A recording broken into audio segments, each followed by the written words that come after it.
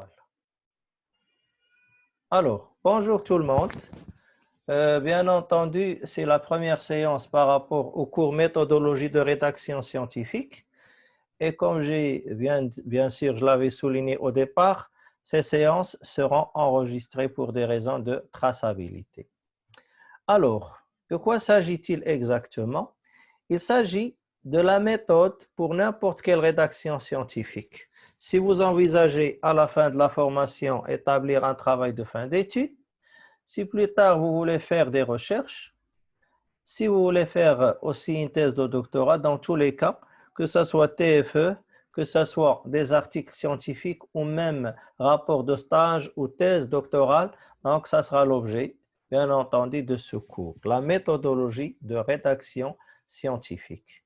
Nous allons nous baser sur une source principale. Je vous ai envoyé, bien sûr, deux ouvrages, version détaillée, mais le principal ouvrage sur lequel nous allons nous baser est le mien. Donc, l'auteur principal, c'est Sabri. Comme vous remarquez, c'est le nom de famille en premier, virgule, Karim, c'est le prénom. C'est comme ça qu'on peut présenter une source bibliographique. On a le nom de famille en premier, le prénom, point, l'année d'édition 2017 et le titre de l'ouvrage. Guide d'accompagnement pour mémoire et travaux de fin d'études en sciences économiques et de gestion. On a la maison d'édition, donc édition Dar Al-Qalam, et aussi on doit établir ce qu'on appelle le lieu d'édition, donc Rabat, Bruxelles, Paris, ainsi de suite. Alors, c'est un guide que nous présentons ici, qui est un fruit d'une collaboration de plusieurs collègues que j'avais côtoyés quand j'étais chercheur doctorant HEC-ULG, donc en Belgique, comme je vous ai expliqué au début de la séance. Alors, de quoi s'agit-il exactement? Par rapport à la version Word que je vous ai envoyée de ce guide, vous allez trouver ce plan. Il y a une introduction générale et il y a le fond et la forme. Donc, comme vous voyez, je suis très synthétique et direct. Comme je disais, il y a pas mal d'ouvrages qui traitent la problématique de la rédaction scientifique, mais qui sont en général des ouvrages de 200 pages, 300 pages, 400 pages. Hein. Et les étudiants, parfois, ils éprouvent énormément de difficultés pour retirer des leçons pratiques par rapport à la rédaction scientifique. Alors, qu'est-ce que j'ai fait? J'ai essayé de synthétiser tout ça sur un livrable de 30 pages à peu près. Vous allez y trouver premièrement le fond, premier point, de la démarche du sens commun à la démarche scientifique. Qu'est-ce que je voulais dire par ce point-là? Ben, vous savez très bien tous que n'importe qui peut rédiger un journal, un article, mais c'est plus une production écrite à connotation personnelle. Ça peut être religieuse, politique, etc. Vous pouvez dans cet écrit-là révéler vos intentions, qu'est-ce que vous aimez, qu'est-ce que vous détestez, etc. Mais ça reste subjectif. Par exemple, si quelqu'un va produire un écrit en critiquant Ben Kiren, peut-être qu'il est d'un parti politique hein, qui n'aime pas, bien sûr, parti de Ben Kiren, ou bien qui n'aime pas la personne tout court, etc. Alors là, ça va faire l'objet d'un article dans un journal Sabah ou El Masa ou là. Et c'est ce qu'on appelle une démarche du sens commun. Par contre, quand vous allez élaborer une étude critique de la périodicité Bedkiren, pendant bien sûr le gouvernement et pendant la période électorale Bedkiren, là vous allez vous baser sur des indices macroéconomiques. Ça peut être des indicateurs, ça peut être des agrégats, ça peut être des ratios. Avant la période Ben Kiren, pendant et après. Et à la fin, quand vous allez discuter votre travail, vous allez dire si c'était un bon ou un mauvais, bien sûr, leadership. Pourquoi? En se basant sur, bien entendu, quelque chose de tangible, quelque chose de concret, quelque chose de scientifique. Alors, c'est ça qui fait la démarche entre une, bien sûr, démarche au sens commun ou une autre démarche qui est scientifique, prouvée, bien entendu, par une démarche objective. Voilà. Alors, j'explique dans ce point la différence entre les deux démarches. Mais ce qui va nous intéresser, nous, hein, par rapport à la rédaction des travaux de fin d'études ou d'articles scientifiques et tout ça, c'est surtout la démarche scientifique. Bien. Et ici, dans ce cours, nous allons nous familiariser avec les méthodologies de rédaction scientifique. Deuxièmement, quelques éléments de la méthodologie. Comment vous allez opter, comment vous allez travailler, qu'est-ce que vous allez bien sûr souligner en premier lieu, la méthodologie, le comment de la chose, ainsi de suite, mais avec plus de détails.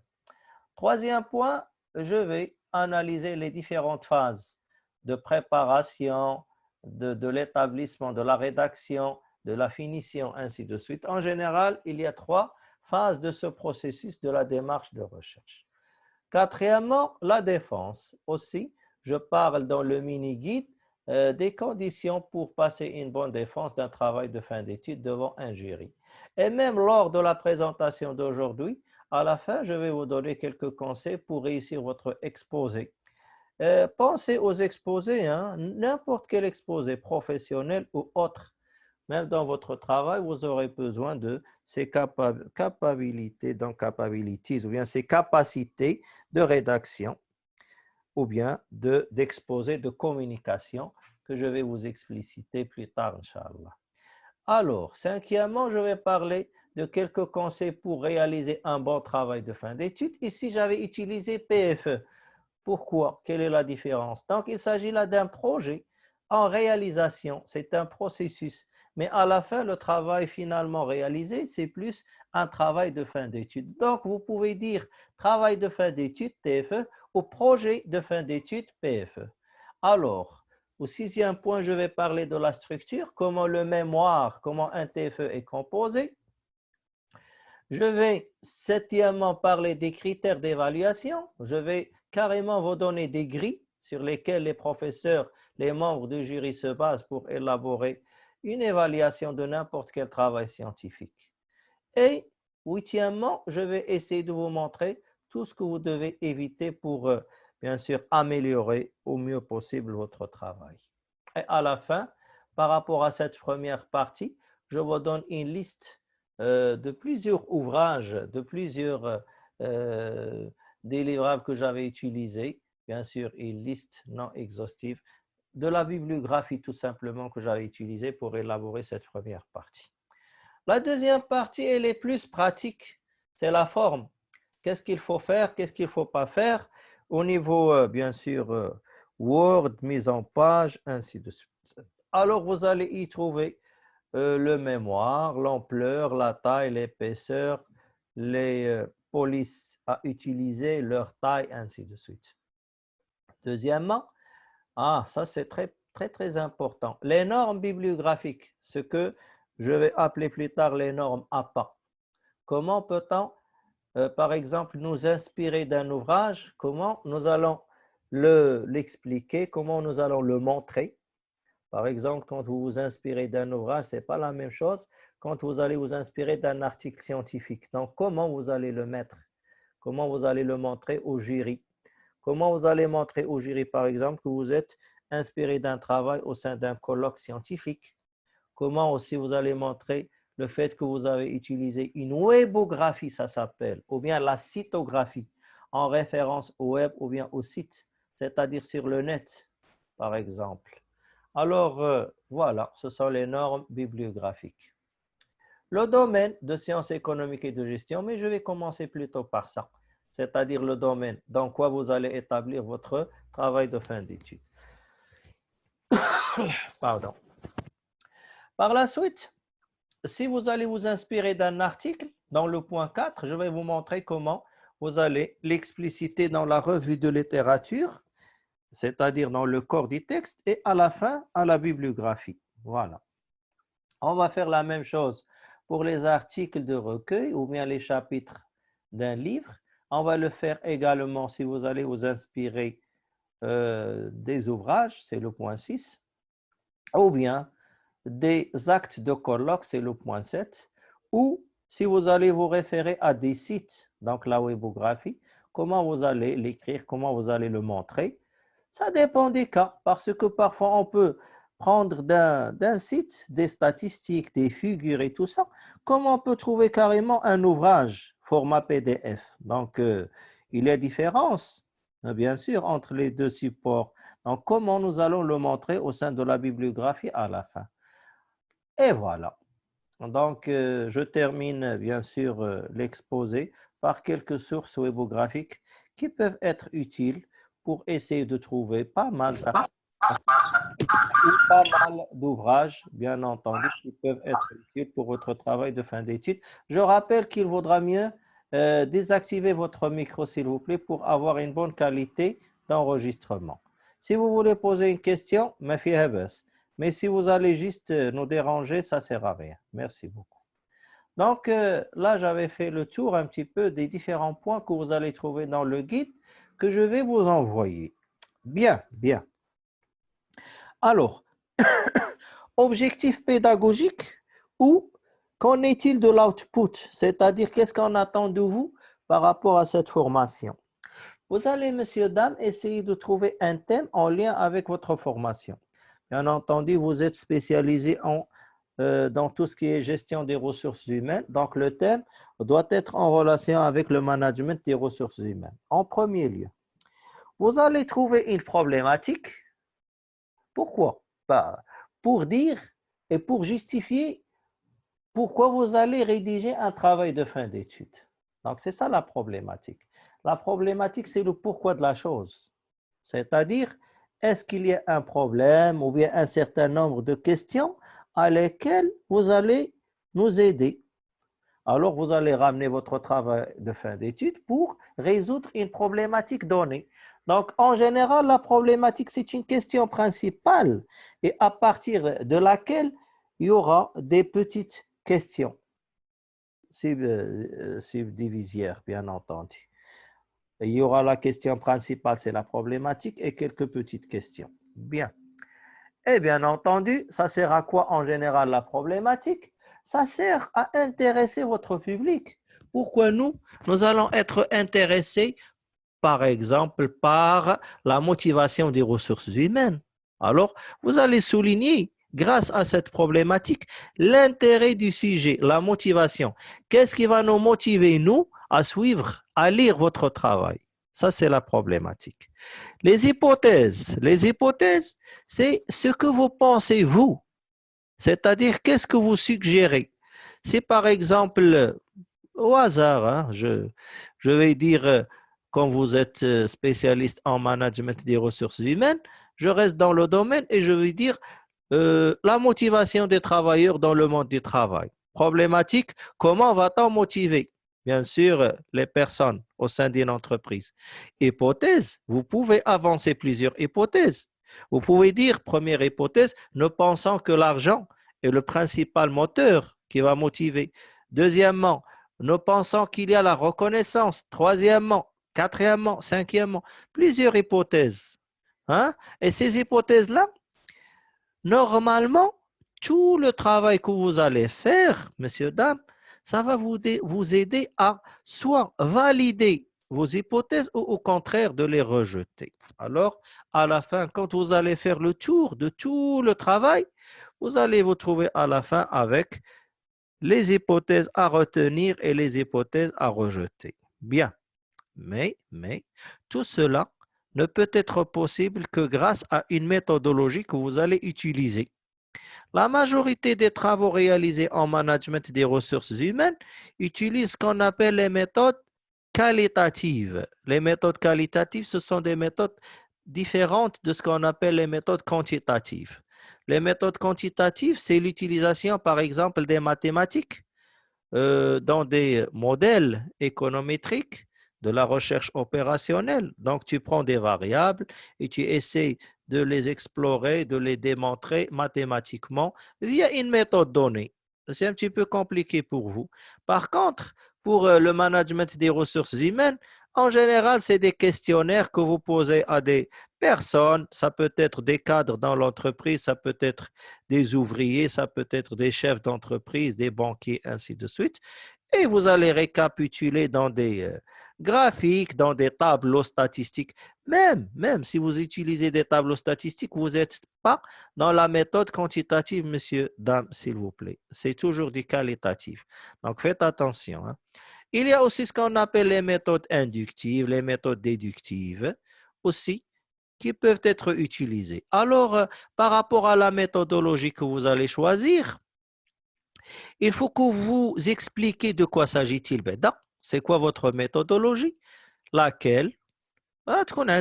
Bien entendu. Il aura un nom, vous dites de quoi s'agit-il, quels sont ses avantages, quelles sont ses limites, mais n'oubliez pas surtout le justif, hein. Qu'est-ce qui justifie que vous allez utiliser telle méthodologie pour votre travail? C'est très, très, très important. Voilà. Alors, quand vous allez vous baser sur des hypothèses et vous allez déduire à la fin des conclusions, ça s'appelle, par exemple, les méthodes hypothético-déductives. Hypothético pour hypothèse et déductive parce que vous allez déduire des constats, des conclusions à la fin. Très bien. On vous attend de votre part aussi d'élaborer un plan provisoire de votre travail de fin d'études. Mais chose qui n'est pas facile à faire. Vous devez faire des recherches, vous devez consulter des ouvrages, des articles, des thèses de doctorat, mais pas les mémoires, s'il vous plaît. Les mémoires n'auront pas de valeur scientifique. Alors, je préfère que vous allez baser votre recherche plus sur des ouvrages, sur des articles scientifiques. Après, je vais vous donner la distinction entre un article scientifique et un ouvrage. Ou sur des thèses de doctorat, sur des rapports professionnels, par exemple le rapport de la Banque nationale, le rapport de l'OCDE, le rapport du FMI, le rapport d'un cabinet d'audit, McKinsey International, et ainsi de suite. Bien, mais dans tous les cas, quand vous allez parcourir le net, vous allez trouver pas mal de travail qui vont vous donner une idée sur votre plan provisoire. Plus tard, je vais détailler ce point, Inch'Allah. Et on vous demande également de présenter une bibliographie et une webographie en respectant les normes APA que nous allons découvrir tout de suite. À la fin, qu'est-ce que je vous demande, monsieur, dame? À la fin, bien sûr, de la formation, c'est-à-dire la semaine prochaine, vous allez présenter tout ça sous format Word, donc un mini rapport que je vais évaluer et aussi, je vais vous donner la parole pour présenter, s'il y a moyen de présenter ça sous format slide, donc le PPT. Donc, tout ce que vous avez rédigé dans le rapport, vous pouvez le présenter. C'est pour cela, moi, j'avais préféré que la formation soit réalisée en contact direct, en présentiel et pas en distanciel. Mais bon, on va faire avec les moyens du bord. L'essentiel, c'est que les objectifs pédagogiques soient atteints. Est-ce que vous avez des questions jusqu'à maintenant, monsieur, dame, par rapport au travail demandé? Je sais, il y a plein de questions, c'est normal. Mais avant de commencer, parce que chaque fois, le thème, je vais l'expliciter, la problématique, les hypothèses, mais tout ça, je vais l'expliciter. La bibliographie, comment elle se présente, tout ça, je vais le présenter, bien sûr. Même le plan, je vais vous montrer le format idéal pour un plan. Bien. Ala barakatil.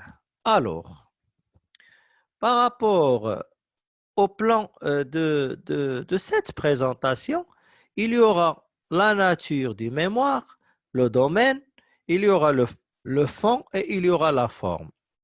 Alors, ce sont les 4 points que nous allons débattre aujourd'hui, Inch'Allah, lors de cette formation. Bien. Concernant le premier point, la nature du mémoire. Donc, de quoi s'agit-il quand on parle d'un travail de fin d'études, d'un mémoire? Il s'agit d'un travail de recherche original. Il s'agit d'un couronnement de plusieurs efforts, hein. C'est-à-dire votre cursus sera couronné par un travail de fin d'études. Mais ce travail doit être rédigé en respectant des normes rédactionnelles et bien sûr, il s'agit d'une démarche scientifique. Alors, première condition, votre thème, il doit être clair. La clarté dans quel sens? dans le titre de votre sujet que vous allez choisir, je dois sentir qu'il y a une partie théorique et une partie pratique. Ma فهمتش. Donc, j'explique. Par exemple, restant toujours dans le même exemple, comme ça, on va toujours approcher votre spécialité. Alors, le sujet que nous avions choisi, par exemple, c'était la motivation des travailleurs au sein de l'entreprise. Jusqu'à maintenant, si je lis le titre ainsi, il n'y a que le volet théorique qui est présenté. On parle de la motivation. Et quand je vais présenter la partie théorique du travail, il y aura beaucoup d'auteurs qui ont parlé de la motivation. Il y en a plusieurs. Abraham Maslow, la théorie X et Y, Max Weber, MacGregor, ainsi de suite. Plusieurs théoriciens, Fayol, Ford, Taylor, ainsi de suite. Chacun, Blake, Edmonton, chacun a sa Henri Mintzberg, chacun a sa façon d'interpréter la motivation du travail, la motivation des travailleurs au sein de l'entreprise. Alors, ça sera l'objet de la revue de littérature. Mais, qu'en est-il du cas pratique? Donc, il faut absolument choisir une entreprise X et la présenter. Donc, dans la deuxième partie, fatalement, il y aura partie pratique concernant l'entreprise X de votre choix, mais vous allez lier ce que vous avez choisi comme thème théorique, la motivation, au sein de la BMCE, au sein de Decathlon, au sein de Merjan, ainsi de suite. Donc, c'est pour cela que j'ai dit que le thème doit être clair et bien identifié. Identifier quoi? Les deux volets, le volet théorique et le volet pratique. Et bien entendu, ceci va être fait selon une méthodologie appropriée. C'est ce que j'avais appelé les méthodes quantitatives, qualitatives, inductives, déductives, etc., etc. Bien. Alors, c'est vrai que le travail, il est très, très ambitieux, un travail de fin d'études, parce que ça va vous permettre de démontrer votre capacité, premièrement, à conceptualiser une question. C'est ce que j'avais appelé au début de la séance la problématique. Donc, l'intérêt du sujet. Hein? Qu'est-ce qui va nous intéresser parce que vous allez poser une question que nous pouvons tous poser. Alors, ça va fatalement nous accrocher, nous intéresser, nous motiver à suivre votre sujet. Donc, il faut essayer de bien conceptualiser cette question de base appelée problématique. Deuxièmement, il y a l'élaboration des hypothèses. Donc, combien d'hypothèses il y en a? Qu'est-ce que vous en pensez? Par exemple, pour votre cas, comment peut-on motiver les travailleurs? Première hypothèse, est-ce qu'il n'y a que le côté pécunier qui va prôner? Est-ce qu'il y a d'autres côtés tels que la reconnaissance, l'estime de soi, l'accomplissement, la solidarité, ainsi de suite, l'amour, etc. À la fin, il y a aussi la rédaction et la défense devant un jury que nous allons bien sûr démontrer plus tard. Alors, à titre informatif, j'avais dit que les règles que nous allons appliquer, ce sont les normes APA en référence à l'American Psychological Association. Ce sont des normes américaines de rédaction qui sont utilisées dans les pays de l'Europe, dans les pays d'Amérique, etc. Donc, si vous allez, par exemple, un jour ou l'autre espérer continuer les études dans une école supérieure à l'étranger, tout ça, ou même envoyer un article pour publication dans une revue internationale, ce sont ces normes que vous allez être obligé à maîtriser pour présenter votre délivrable. Ce sont des règles utilisées dans plusieurs disciplines scientifiques et pas que dans les sciences économiques et de gestion, même dans tout ce qui est rédaction juridique, ainsi de suite, ou scientifique exact, etc. Donc, c'est ce que je vais reprendre dans ce guide et ces normes APA peuvent aussi être utiles pour la rédaction, pour les mémoires comme pour les articles scientifiques. Alors, article scientifique, plus tard, je vais vous expliquer c'est quoi. Le domaine toujours, c'est les sciences économiques et de gestion. Pour mes étudiants, surtout en licence, je peux leur préciser les domaines. Hein. le secteur bancaire, la privatisation, les crises économiques, l'analyse financière, la logistique, les assurances. Je peux parler même du marketing sensorial. Donc, vous voyez que je peux passer de la GRH au marketing, aux finances, du macro, de la macro, de le micro, ainsi de suite, de la finance publique, n'importe quel domaine. Mais je peux même approcher un domaine juridique en lien avec les sciences économiques et de gestion, telles que l'application des normes IFRS au niveau de la comptabilité marocaine ou bien les accords de Bâle, ainsi de suite.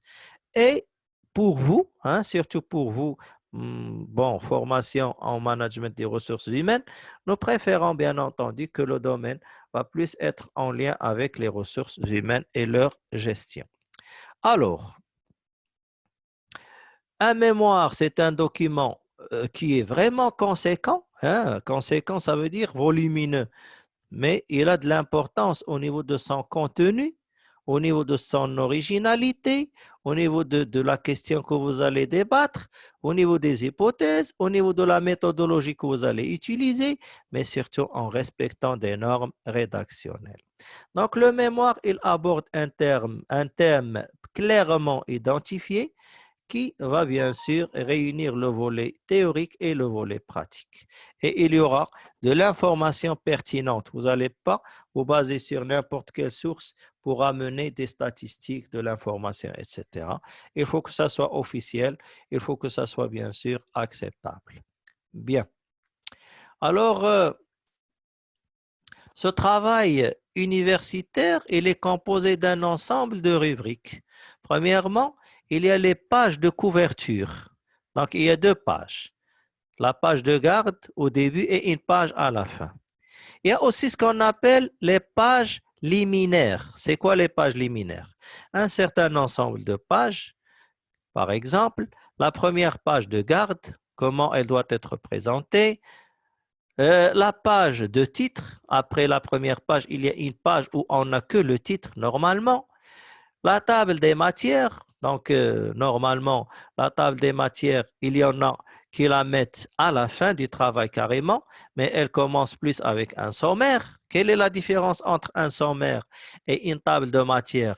Le sommaire, il est plus synthétique, il est général. Il y a les parties, les chapitres et ça s'arrête là. Par contre, la table de matière, elle est plus détaillée. On peut aller aux sections, aux paragraphes, au numéro 1, numéro 2, numéro 3. Et il y a même les numéros de page. Et on peut même ajouter à la fin tout ce qui est, par exemple, annexe. Alors, c'est pour cela la table de matière doit se présenter à la fin des documents. Et il y en a qui le mettent au début, mais ce n'est pas grave.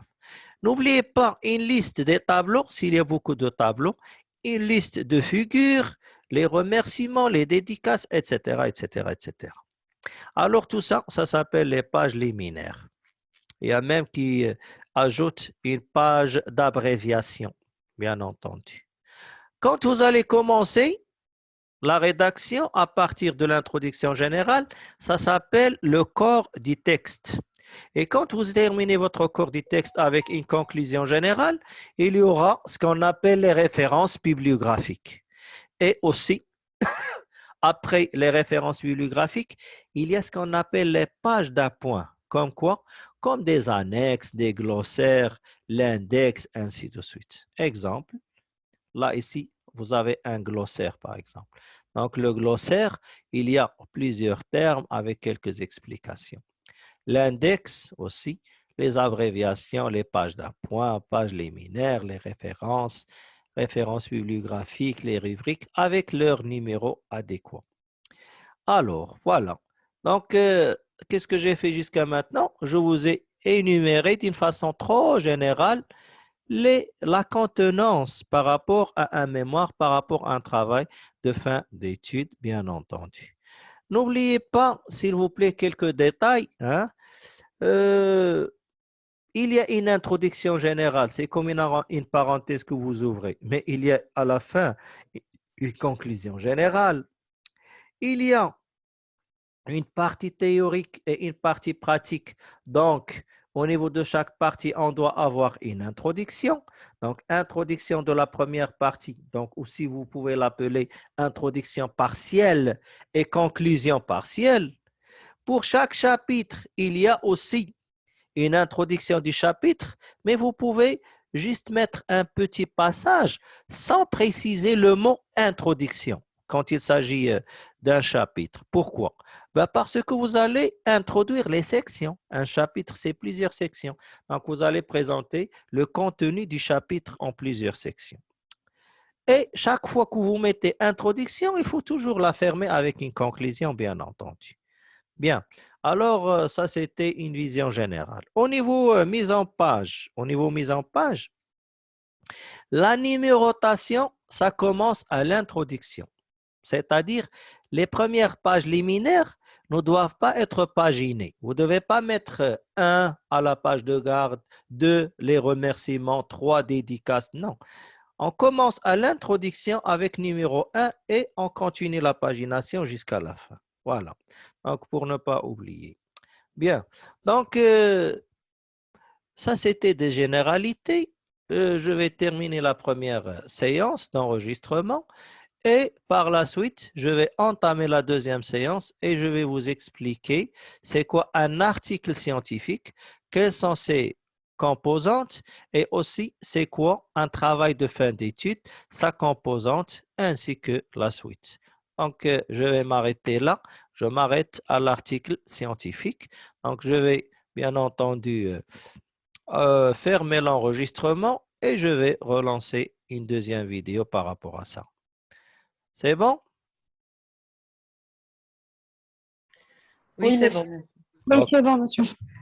Vous avez des questions jusqu'à maintenant?